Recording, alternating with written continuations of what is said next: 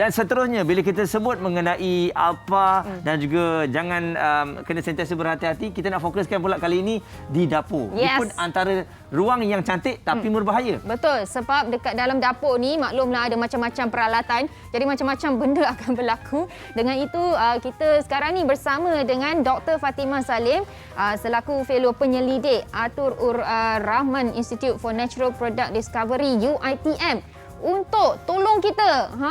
Kok kita ada terlepas pandang apa berada di dapur. Hello, selamat pagi. Untuk menyerahkan buku Hello. sama dengan seorang lagi. Hello. Okey. Kita boleh dengar sikit. Okey. Mungkin nanti kena cakap kuat sikit tau. Okey, boleh. Okey. Boleh. Okey, doktor. Jadi doktor, hari ni kita jangan apa peralatan di dapur ni. Ini antara perkara-perkara yang harus dilihatlah ya. Saya rasa wanita mungkin tahulah, tetapi lelaki kadang-kadang terlepas pandang. Jadi jom kita tengok apa antara barang dapur pada pandangan doktor lah yang paling berbahaya tetapi kita ni sentiasa lupa. Contohnya lupa nak tutup suis, gas tu lupa nak tutup. Kalau pandangan doktor sendiri, apa yang paling bahaya di bahagian dapur tu? Hai, Assalamualaikum semua. Boleh dengar suara saya kan? Dengar. Dengar. Salam. Okey. Okay, so terima kasih Borak Kopi Tiam sebab jemput saya, dan hai Muaz dan Fiona. Ya, doktor. So biasanya kan biasanya saya ditanya dulu apa peralatan ni, macam banyak sangat dekat kepala saya ni. Okey. Mungkin kita boleh kita cari yang paling bahaya tu. Start dengan periuk kalis lekat. Periuk? Okey. Kalis lekat. Ya. Sekarang tengah viral yang ni. non-stick. Kata okey, lepas tu tak okey, mana satu sebenarnya doktor? Okey, so untuk periuk kalis lekat ni saya rasa dia never ending story. Setiap tahun dia akan ulang-ulangkan ada viral pasal bahaya ke tak. Saya rasa saya dah 2 tahun menulis pasal periuk kalis lekat ni. Sebenarnya dia tak adalah bahaya. Dia adalah cara penggunaan yang betul. Macam tu juga dengan peralatan barang dapur yang lain. So bila kita tahu cara menggunakan yang betul, insya-Allah tak ada masalah. Yang dikaitkan sebenarnya ialah dia punya selaput tu kan. Selaput tu PTFE. Bahan yang dia buat untuk selaput tu, waktu dia hasilkan tu dia pakai PFOA. Tapi PFOA tu yang ada kesan karsinogenik yang boleh menyebabkan kanser tu, untuk produk akhir dah tak ada. Sebab untuk menghasilkan selaput kalis lekat ni, dia akan treat dengan suhu yang sangat tinggi. Suhu yang tinggi itu dia akan musnahkan PFOA itu. So biasanya kalau penjual yang ada reputasi yang baik ni, dia memang tak ada PFOA itu dah. Yang menjadi isu ialah PFOA ni dia bahaya kepada pekerja yang bekerja di dalam industri pembuatan ni, sebab dia terdedah secara terus. Dia macam bahan semasa dia buat tu dia kena campur supaya dia boleh jadi bahan pelekat sebenarnya, tapi dia bukannya berada dekat produk akhir tu. So produk akhir tu memang tak ada PFOA. So dia selamat digunakan, cuma kena berhati-hati, jangan bagi cala sebab fungsi dia untuk tidak ada pelekatan. Jangan bagi dia cala. Kalau cala pun kita termakan, dia tak ada masalah sebab badan kita tak boleh nak hadam, dia akan keluar di dalam najis. Macam tu.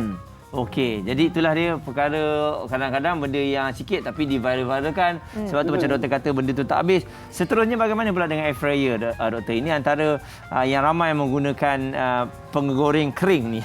Jadi bahayanya bagaimana? Adakah kita yakin apabila kita menetapkan time kat situ, kalau kita biarkan ianya akan selamat? Adakah juga perkara-perkara lain boleh berlaku? Untuk air fryer ni, dia sebenarnya teknologi yang sangat bagus, terutamanya kepada mereka-mereka yang suka menggoreng. Sebab kita tahu kalau makanan bergoreng ni, dia dikaitkan dengan risiko kesihatan kan, keradangan, lepas tu penyakit jantung dan sebagainya. Jadi peniaga ni pun dia nak memenuhi keperluan pengguna ni yang suka menggoreng-goreng ni. Jadi dia perkenalkan air fryer. So air fryer ni dia mengurangkan kadar penggunaan minyak sehingga 80%. Saya sendiri guna air fryer sebab dia mudah. And then anak-anak pun boleh guna. Kalau sekali-sekala nak menikmati makanan segera yang telah terproses macam nugget, sausage semua tu, masak guna air fryer dia lebih sihat dibandingkan dengan kita masak atas gas dapur tu. Jadi ialah yang saya rasa terbaru gembar-gemburkan ialah bahan karsinogenik. Biasanya benda-benda yang melibatkan hangus-hangus ni lah.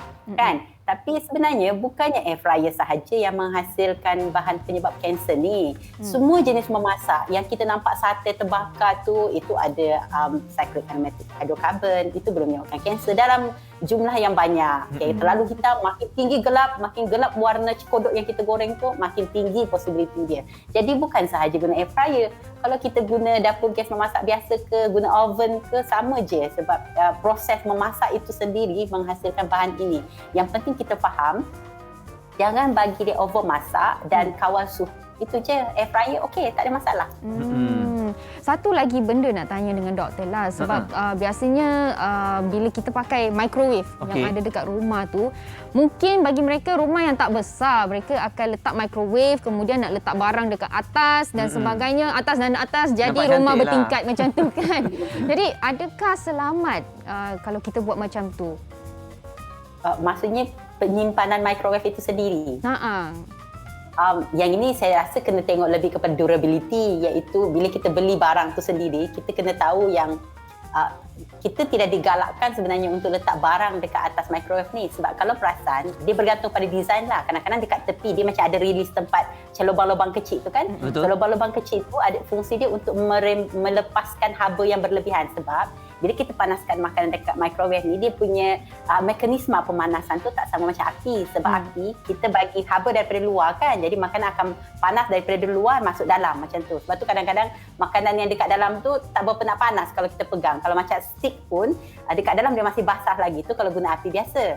Tapi kalau kita guna microwave ni gelombang mikro kan, dia punya tenaga tu tak sekuat mana, sebab kalau dibandingkan, sebab orang biasanya kaitkan dengan radiasi sebenarnya, sebab dengan perkataan radiasi tu. Tapi kita sebenarnya terbitan dengan radiasi. Saya guna lampu ni pun radiasi juga. Cahaya matahari pun radiasi juga, sebab kita memerlukan radiasi itu untuk mendapatkan pencahayaan. Tanpa radiasi tak ada cahaya, tak cantik macam tu. So microwave punya tenaga tu dia lebih selamat dia punya radiasi dibandingkan cahaya matahari. Sebab tu kita pakai sunblock, betul tak? Sebab dia boleh menyebabkan kanser pada kulit kan.